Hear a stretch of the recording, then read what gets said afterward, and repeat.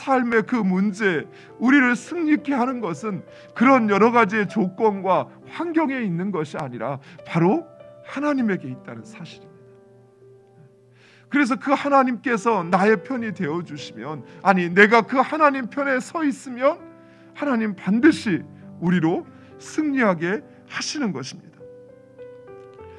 전쟁에서 패한 시스라는 평소 동맹 관계에 있었던 바로 그 헤벨의 집에 피하게 됩니다. 그리고 시스라는 헤벨의 아내였던 야엘의 영접에 안심을 하고 잠이 들게 됩니다. 그러나 그것은 바로 시스라의 무덤이었던 것입니다.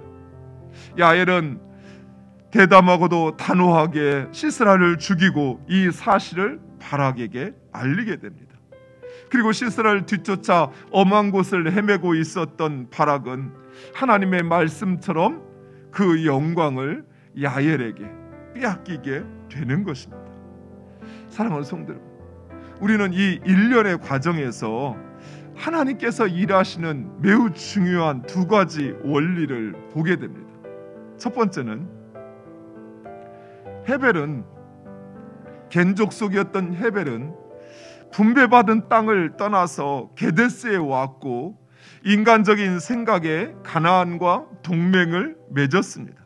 그러나 하나님은 이러한 헤벨의 어리석음과 믿음 없음을 통해서도 하나님의 구원을 이루신다는 사실입니다.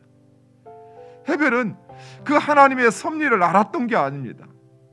헤벨은 하나님과 전혀 상관없이 자신이 분배받은 그 땅을 떠났고 가나안과 동맹을 맺었습니다. 인간적인 생각에 이제 가나안이 우세할 것 같으니까 가나안 쪽에 붙는 것이 자기의 인생에 도움이 될 거라고 생각을 했던 것입니다. 하지만 하나님은 그러한 헤벨의 어리석음과 믿음 없음을 통해서도 하나님의 역사를 이루시는 것입니다.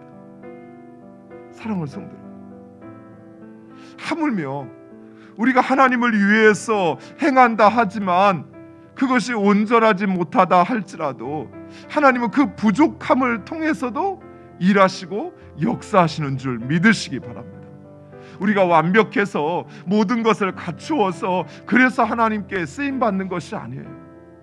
사랑하는 성도 여러분, 우리는 결코 어떤 상황에서도 포기하거나 절망할 수 없습니다. 오히려 그 상황을 역전시키고 구원하실 하나님, 그 하나님을 믿음으로 하나님의 뜻에 순종하면 승리하게 되는 줄 믿으시기 바랍니다. 늦은 때란 없습니다. 하나님 일하시기에 시간이 부족한 적은 한 번도 없었어요. 하나님이 역사하시는데 능력이 모자란 적도 한 번도 없었어요. 문제는 믿음으로 순종하느냐 하는 것이에요. 믿음으로 순종하면 비록 우리의 모든 상황이 불리하고 또 우리가 할 수 없는 그런 상황이라 할지라도 하나님 그 가운데서 하나님 예비하시고 준비하시고 또 하나님의 사람을 통해서 하나님의 그 일들을 이루어 가시는 줄 믿으시기 바랍니다. 두 번째는 바로 이스라엘을 구원한 드보라와 야엘 두 여인의 이름의 의미입니다. 드보라는 염소라는 뜻을 가지고 있고 야엘은 꿀벌이라는 뜻을 가지고 있습니다.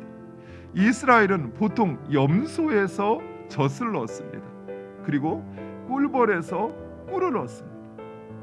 하나님께서 이스라엘에게 가나안 땅을 약속하시면서 그 땅은 젖과 꿀이 흐르는 땅이라 라고 말씀하셨습니다. 여기에서의 젖과 꿀은 단순히 먹을 것이 풍부하다라는 의미뿐만 아니라 오늘 이 이스라엘을 구원한 두 여인에서 보는 것처럼 하나님께서 그곳에서도 너희의 구원자가 되시고 너희의 힘과 능력이 되어주시겠다라고 하는 것을 약속하는 것입니다. 그 사실을 바로 드보라와 야엘을 통해서 다시 한번 증명해주고 있는 것입니다.